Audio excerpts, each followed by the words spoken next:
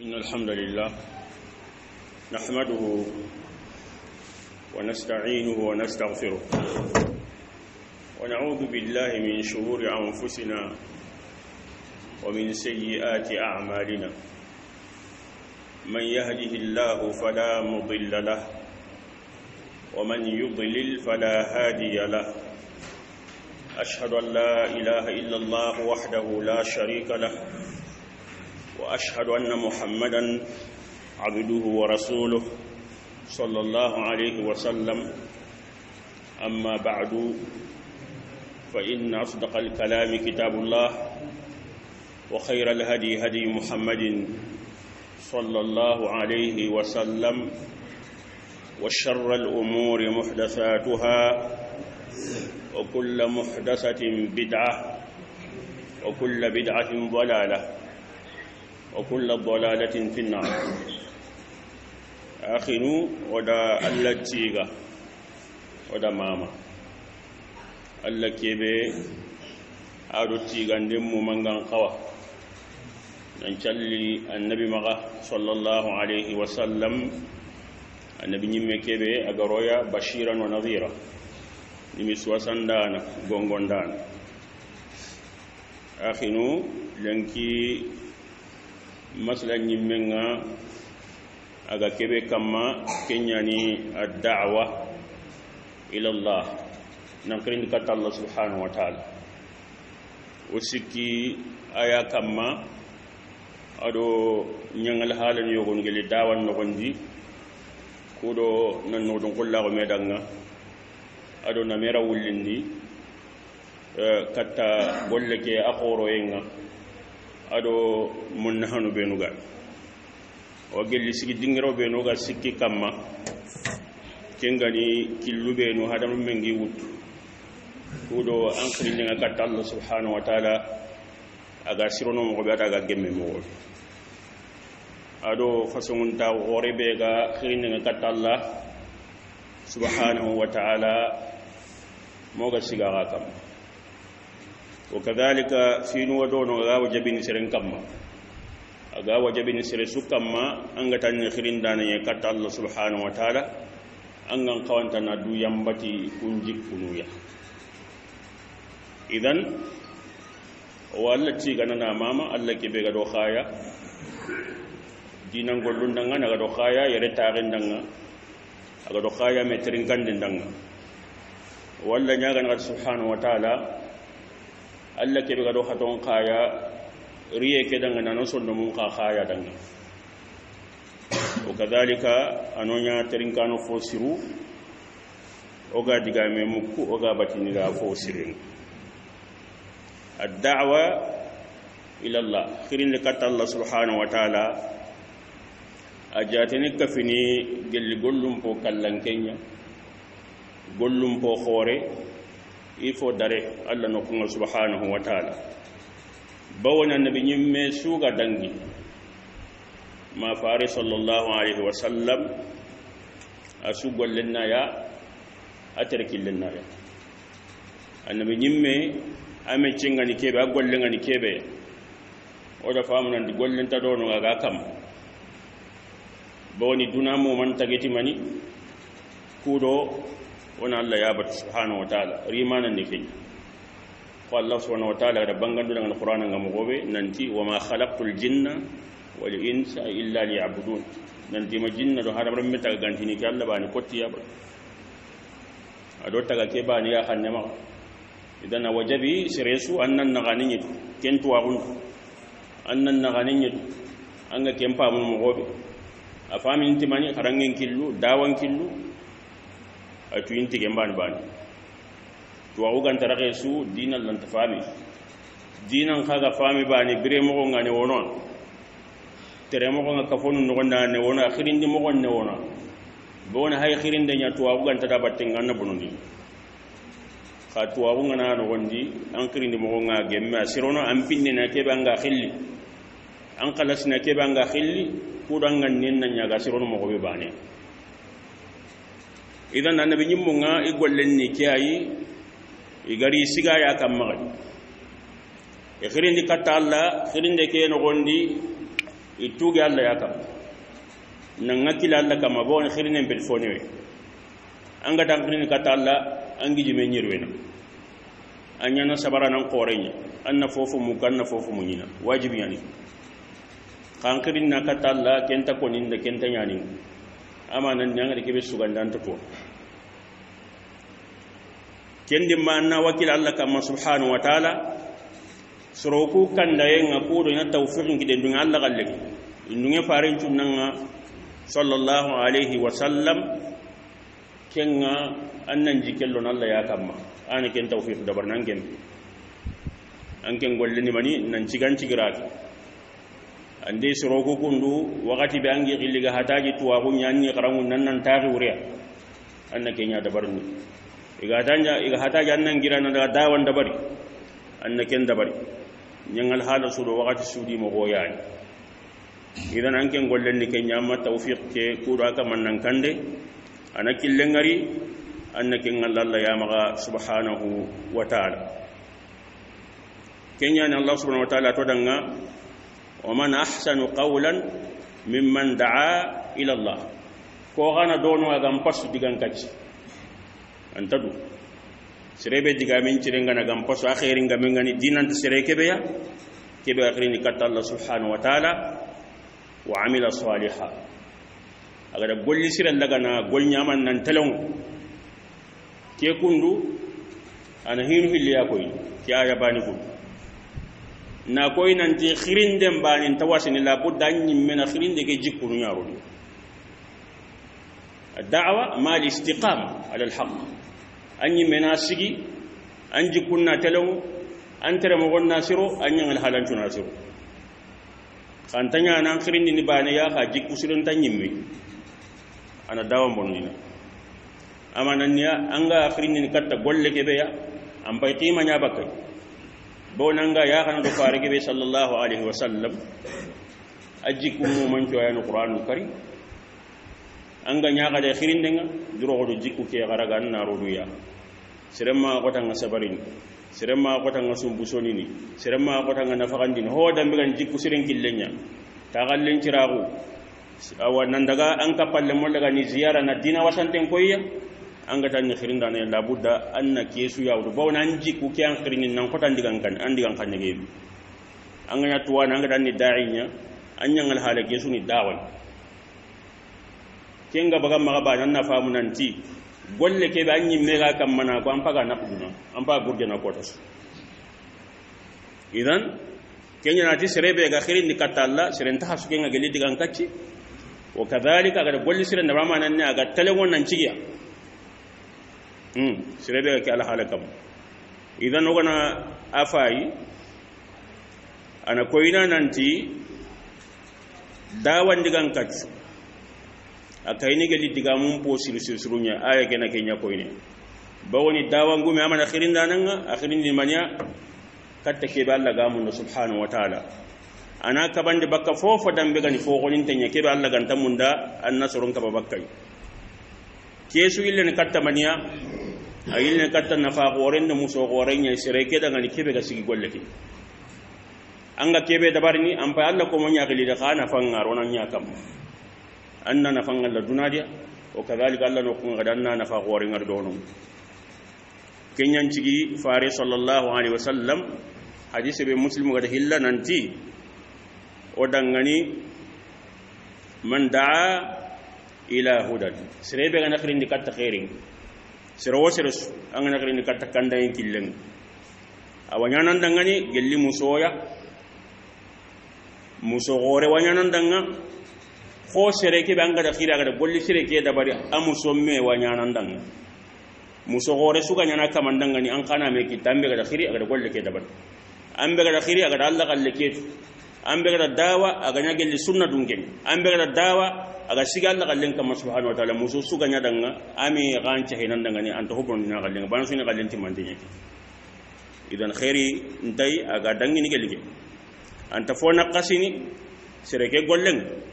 وكذلك سريبه غنخري نكتا سانكون تاون كيلنيا كيم مو باني غا انيا سبب يا دبن نغ نانيا توان بو نانغنا يا توان نغ نانغلا حالون هيل اما نصرون كيل كتا خيرين ولا النصر كو رغاني حقل منون aga wakitini dawa ken gonda wakitini geli dina ken gonda an qaraya khanya nga tunguke anya nga khairi ke ya kan qabire ya tan hadamar mulaga ni sankuni bakalle killinga nambire hadamar mun ga meso kini mogobe ya dina nga bonno nyangal hala suka mandan qatar killinga nya ke bane ya an kini katta bone ya an kini katta soge ya an kini katta ka hogur jande ya amanan ya seresu gada awa golli bure kemen dabari ajunubu mi anci hanan jankana ko ina serenga na khara la budan na famu nanti karum billana imma na ya khair ya kafonda ngan walla na nya bone kafonda angana tuwa ko ketrendi tere killi siren kam anya na khair ya annaka honchirondi seresu ana siro dam batten angana tam bondo ganna serenga be nya bonni bawni tini kati khara ada kono dang sorongana la samerini katanya inantirin anganti walla ho sire kam ina dinan pamu kam itelongono kammo idan amana ni maniya masuliya be ga siren kam manga gara labuddan na kento imman to aw ganan nan khairi walla nan nan bone ana sedan dangan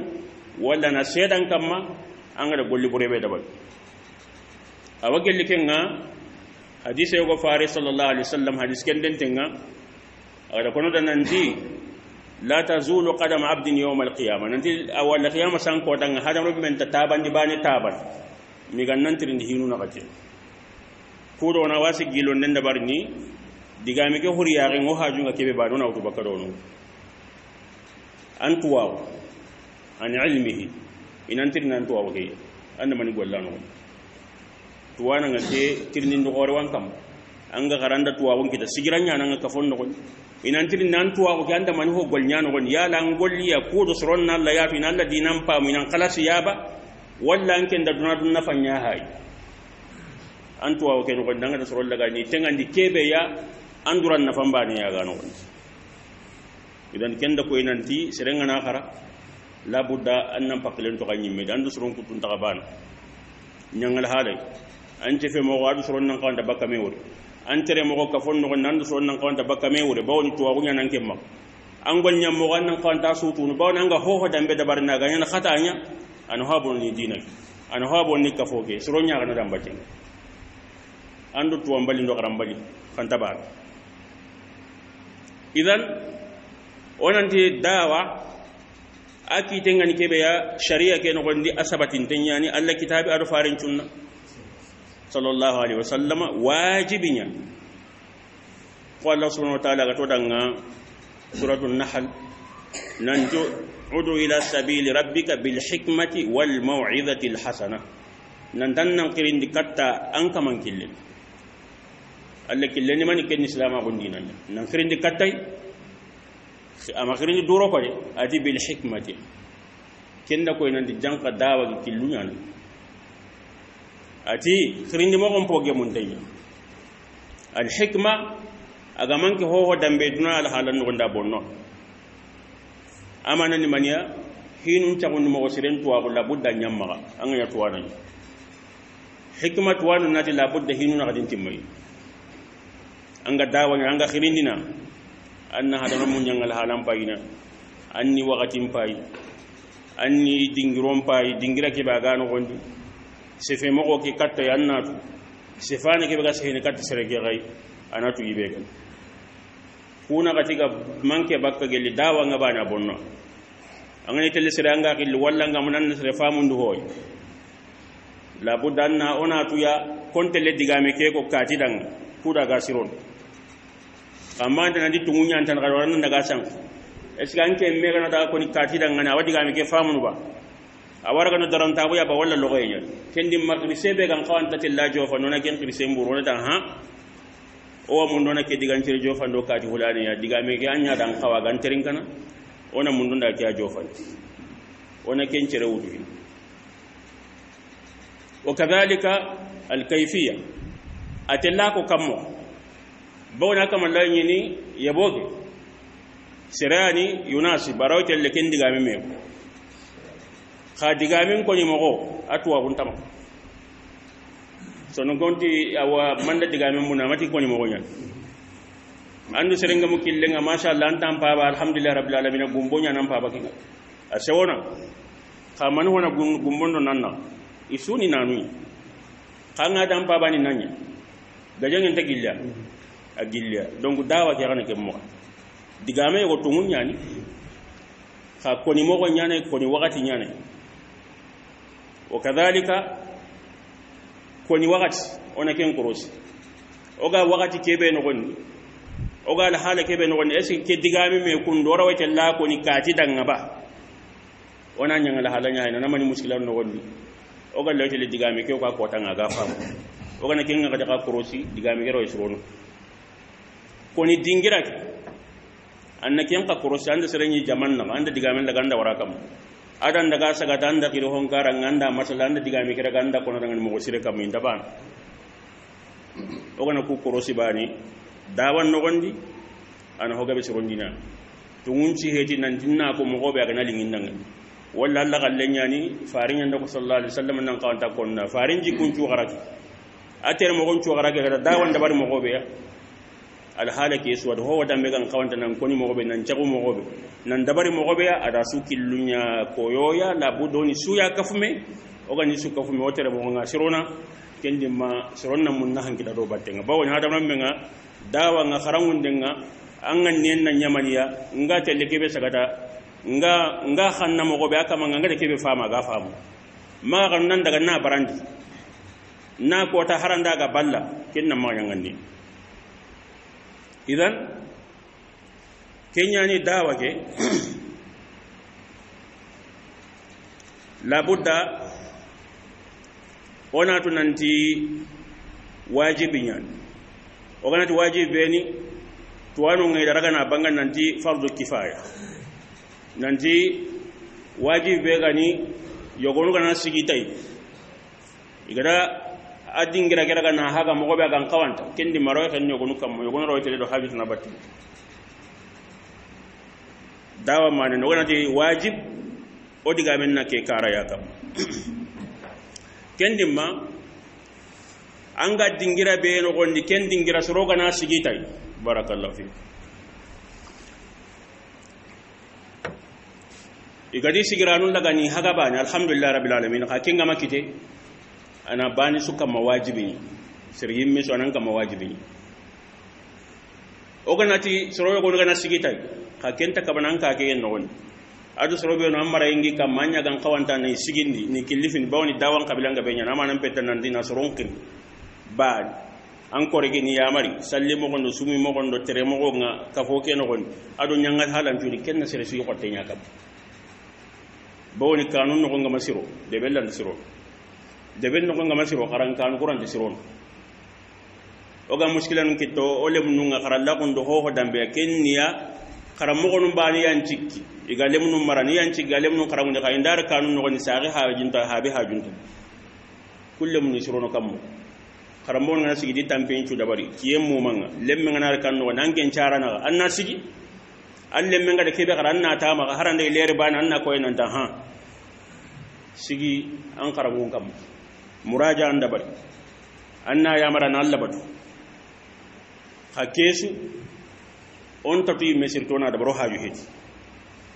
oga mun do ka wonunga sirono ka fom mu manga aswani kitten kinnimeya ona khairin kida do me batti idan oga ri sigi tombe be tanakamma kenni killube dawan killu o wasiki oni ga bangal onanti ona tunanti dawa Allah subhanahu wa ta'ala ada syariah ado ya marai nan tona da bari aga da ban killube no Allah budda nyati killube no syariah to ngane anta tella na tarin killube haramun tengi la budda syariah na memugo ma an ganari mudi hoke banga munda natija ke banga munda anga jofe nay mugo Allah subhanahu wa ta'ala to danga ya ayyuhalladhina amanu التي قبل وقتهم الله سبحانه وتعالى اتقوا الله وابتغوا إليه الوسيلة وجاهدوا في سبيله لعلكم تفلحون ننتونا كان الله سروكو بنا من غاتون ننكن الله سبحانه وتعالى وكذلك وننتجي alla killen kam subhanahu wa ta'ala killu ben go jofanin katta alla tere mo ben go jofanin katta alla ona lukun killu ya no na duro ko to alla killendi o gana kenda bar Allah subhanahu wa ta'ala ano gollunga ni sekundi ana na falli ana taqdarin kin idan o gana kempai hobe ga jongin no kun killu ya kudo serebe ga dawan dabar nangana batido ibatenga anga jofene ona sigi kamma killi hana be oga sikka kamma anga sorobe no killi katta Allah subhanahu wa ta'ala kudo ga Allah dinan pamu ga tere mo ke famunu annan tefi dangani sefenene kebe ga famu sefenene kebe ga famu khanne kebe iga famu akoni dangani ken khanne amma hata jangana tawere kun nan tanga su kon rabo gore ke asunta gemmu qariti dangani khanne kebe gadi manu kombo ji khadige sugutai igalla famu agani kebe anna bangani dangani kengi na famu kedi gelli hanan sire sugan kawde ke tu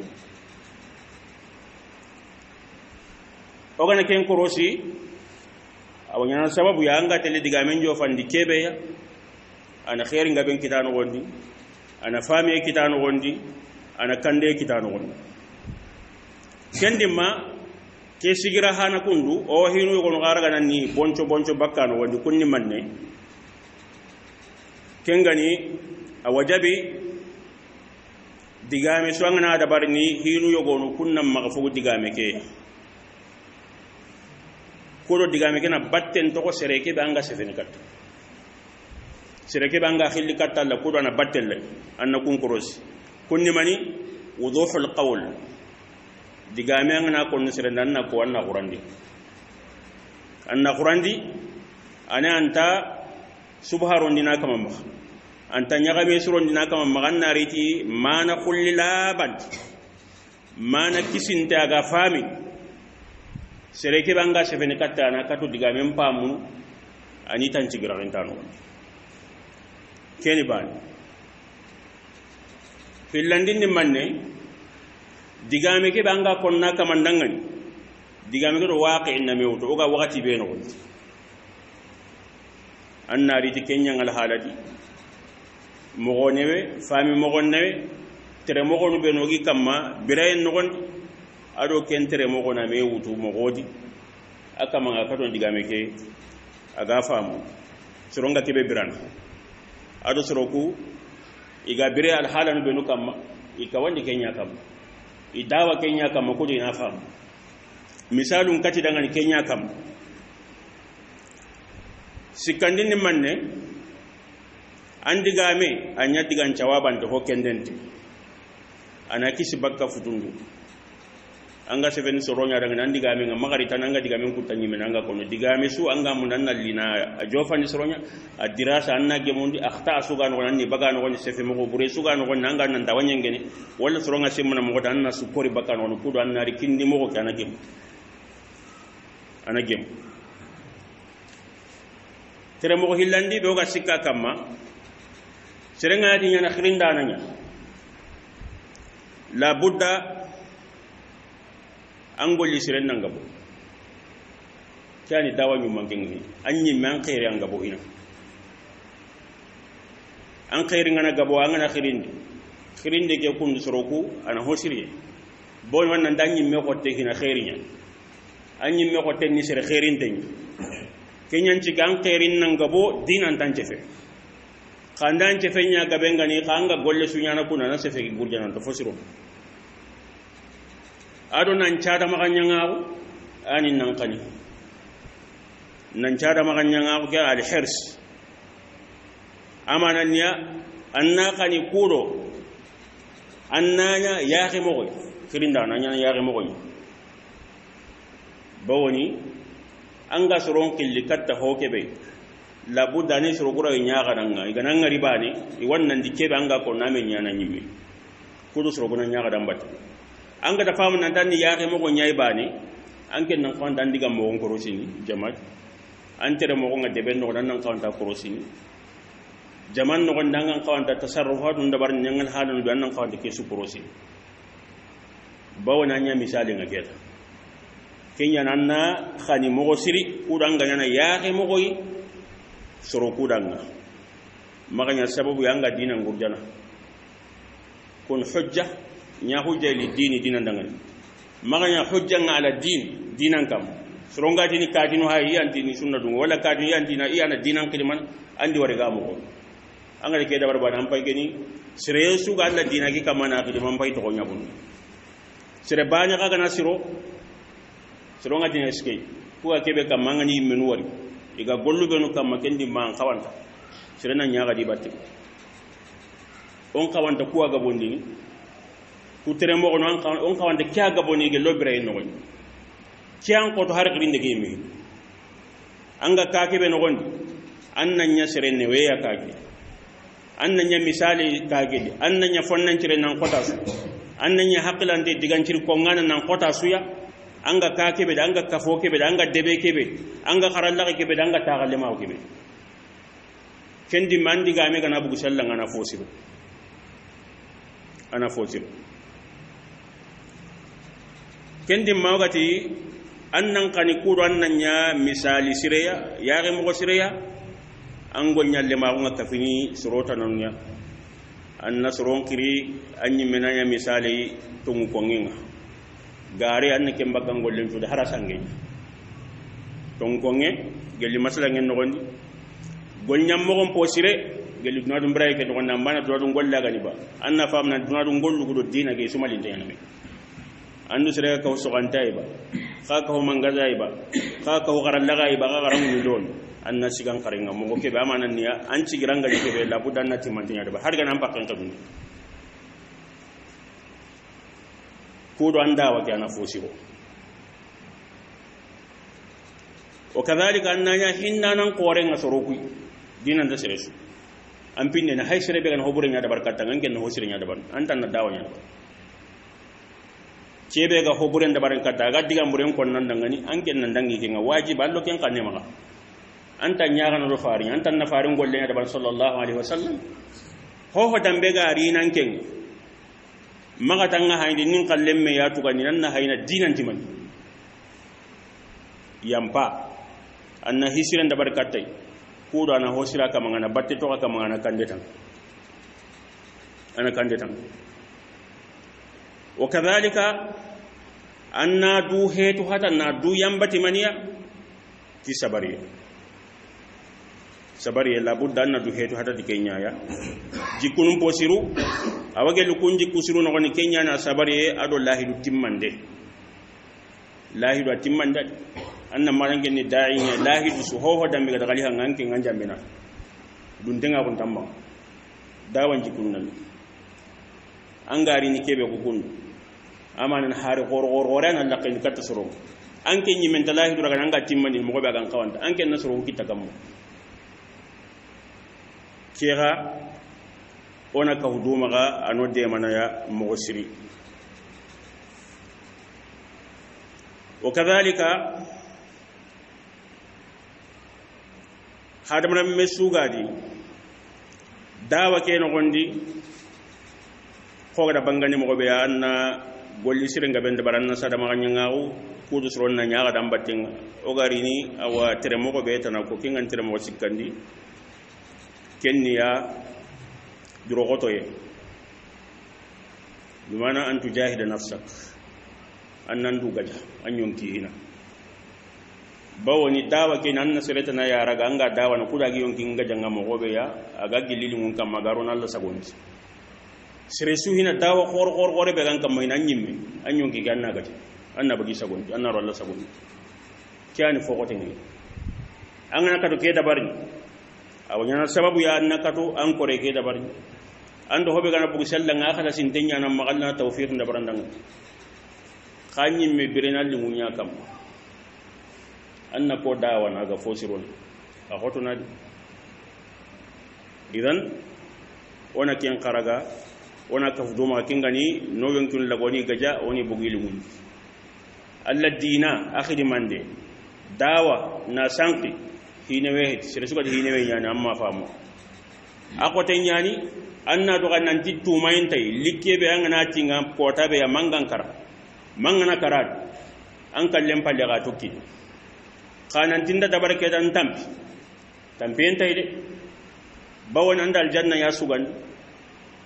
anda khairin ya sugandi khairin lan take de ganta tampe nya halu andu ngina na tampi ka kesu kamma anda do mani batte ku da Allah kalima kana ngurgi ori khanni ke Allah kalima ngurgi kyani muri hoke kengana dangonari sigi awa tombo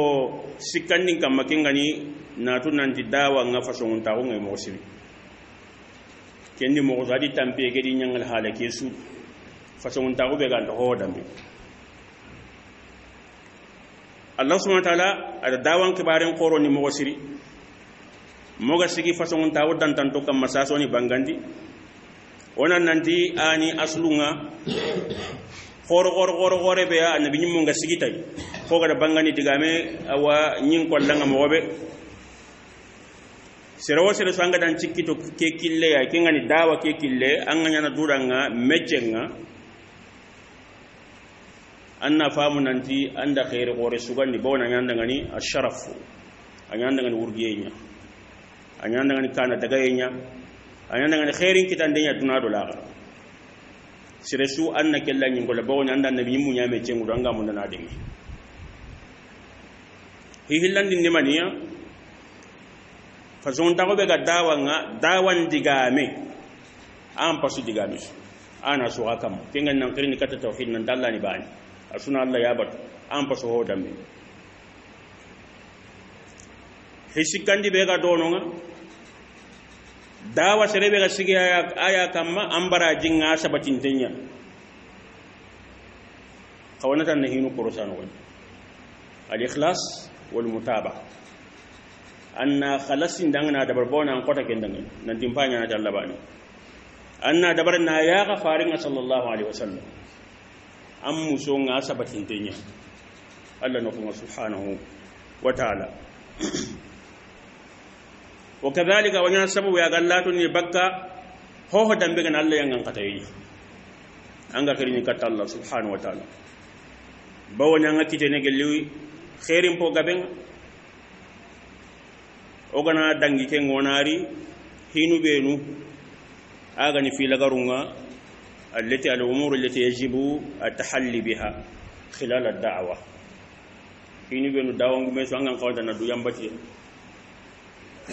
na du haram proniti ya waji be banga dawan ki lunya kam anta kan kun to halli bona nga kam manan kirini nan tabatte da barna du tirni maninci anga kam anga dabar na mawni kitano ko maninci ka duro goto ya hinu gon wadono ngana du yambati ku ngabani aga koto aga dallo dal ala garnan kalle ani batte dokko higabu ngadono aga hatagi dawangu me nganna du yambati ya oni yogo ni riga onyo ga diga yogo no banan laga ni ikodo digame keno ko nga wona sigi duran kamma bawni ke kundu muhimmun jiddan ibe sudan dawangu me sangan kan du yambana to kubel hi hanani mani al ikhlas nan khalas Allah dan kiyan ko don da fofu dambe oro wajin tuna gollen fi mi hari na burmure na dabari anna khalas inda Allah dan kenga hoho dambe garanga ano gonni anga dabarta Allah an tangiri nan khale kama bawo nan ken pa nya nati Allah suronda tuba ima tuba har sire bana gari ni ta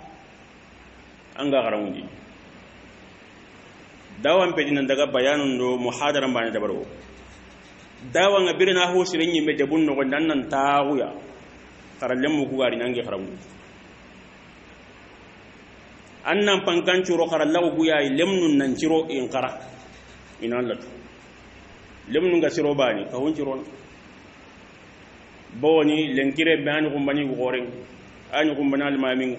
ani gumbani bannage ani gumbani hinnanan ani gumbani miskina kiya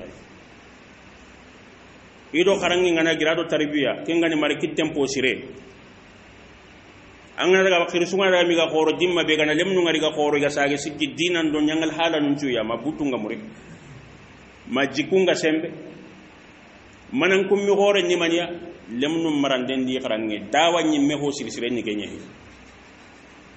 nan tawo nan dunge tampin nan dunge tiri taragani wure anan ta ho murana no woni Allah bana subhanahu wa ta'ala ngana khalas ke nga harande sire bani kya garin ko so nga garangu an cabati nan woni keni ba nan khalas Allah subhanahu wa ta'ala andiga menchu adango nyam mo gonchu antere ke wujje mo manchu ya dawan antere wujje mo manga dawan do nan diga mun nya digan khalasinto maga jambe angol yam mo gonna nya golli khalasinto anni sunya Allah daga nani muson kita serega maharan to Allah nan to gana subhanahu wa ta'ala hilandin ni mane serenga dintanya na dawanya halila budda kharangin anna shari'an qara Allah shari'a ganna qarannatu anga soron killi katta kebe anga nta donna bonondi ndenya gaboni bawona anna hadise bana utanna rampo sindanna ganna de ben jorame kenna boninga benya sara la budda anna suya kafume fare sallallahu alaihi wasallam atere mo ngal halam nanni sutu dawan killungan nitu khirin bon killungan nitu hinna kafon no ni tere mo nganna sutu anka hoke ganna garanna tu sehenya ni dangani kammo tere mo nyana kammo katiya la da ke yim adona mu ko kharangi annatu ntelle katta girsenga kammo anan kammo wajibi ngan daji amanan pe dinga da kharangi ke be garabani ntella wari kammo kumi la kenya nanna sharia ke gara annatu wanna awa sigiran kita di mo siringa anna tere gadantu aunga jidi ni wakati su kudo anna kadu khirini mo gon posire kudo anna kadu soron de mana de mani kitem posire kudo anna kadu soron nyi mara wasana mo ko kebe ya ani awanya na khairi nga kafo mo mandan sikandin ni manne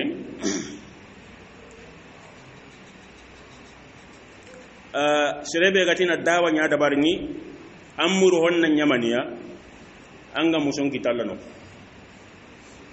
muso anga kitallano nganan ken qasdu amuru honna nyakay subhanahu wa ta'ala alla nako maga muru soroku ya anga da muru soroku banana dawa ke sigini anga dabarni kudo muso kenan giri soronya anken tadallana lina wara anga murun Allah anta nyemen ante Allah aga goto mo mo su sa sengaran kille ni mo wosu anna bakka ya tanga ten hina katandi be serengan kawana jikku ganka gutiya silama go jikku anna kungu tanni roduya odi yogo no gayirga kammundi kenni manne as-sabru oti munyu dawal lan tanyana munyu padde munyu nyan ho dambe munyu ngane seremma anda wanga wasirono mosin boni dawan ko tenya anna sabari diga mo benu garini gollu benu ga nyanginanga bire mo ko be ga nyananga deben no na do ka fonno anna sumuni anken nampin tere ndo ko Allah ga ko mo ko be ana gam fos o kadhalika do mun din daga hin maga jaw kerin da nan ta jawono ho dambe ga nar band nan ken nakati an telephone fonne mangan jofi haran dan gangar nan dikebe soronga kamatu ngita honne daga nyana tan yimina ko da ban an kella jopane man kis marun ke nyana ku tenga timina kanan ti man ken ganna yitere men pada sasa an ken bedi dayya kebe suga kande kundu kebe suga ro dina ken woni asumanya farin jonga sallallahu alaihi wasallam sanqiya na lodo de bondo dunamo manga halle idan anke nangolle ke da barang do kubenu ga biredo me angollen da bari kubenu ga kande kubenu ga killel daga alhamdulillah kubenu ga mara ga rawa to kintel kamma ga ti bari man da labudda nya sasa idan walla hore na jo kempeti la se am manga birene ragebe andu suro yam birene me kam anda dina nu dono idan ken kanya karam mo tanai anga trene mo gobe ya anga da hike famu lenki mo ke be daro anga mayanga da famu kudo kutu kai ga famu no ne mo be la budda da hinna nya tira do mun nen daga adon no garu anda wanki len no gondi ma hiki galle bugi ya rema khanan tilen gilen ngira jofa bani la budda bugi ya rema nda ko na kama ndanga na bara anna buta anda ka se na dang la aga bara ma jaranga butay tere mo tan wodo anji kusirege da bari an ku isirege banganya na tokki da batin awari ni gille fonne bona am paga khala senya kam hi karagandi be ga dononga annatu nanti khirindana sunanti faren paran nawi kengani anga mundana lettera kebe jofani soron annan nanti ke lettera kundu alamiyatun shumuliyya lettera logon tiyan ke ada swalo ba dudan kallet sire duran kallet ada swalo go labudda anna terendi mo kebe ya